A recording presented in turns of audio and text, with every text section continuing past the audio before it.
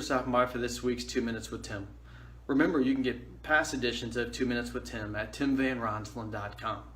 This week I want to talk about dangerous or defective products. Sometimes that's referred to as product liability lawsuits.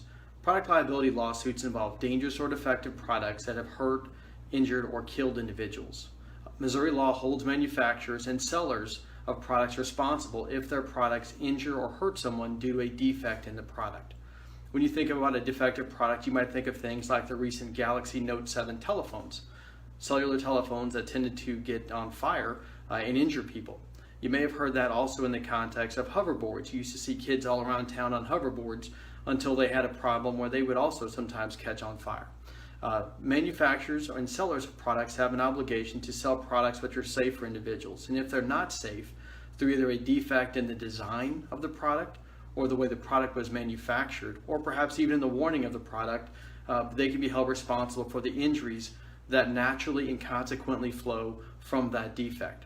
I'm holding in my hand a product that was a heart defibrillator that malfunctioned and caused the death of my client.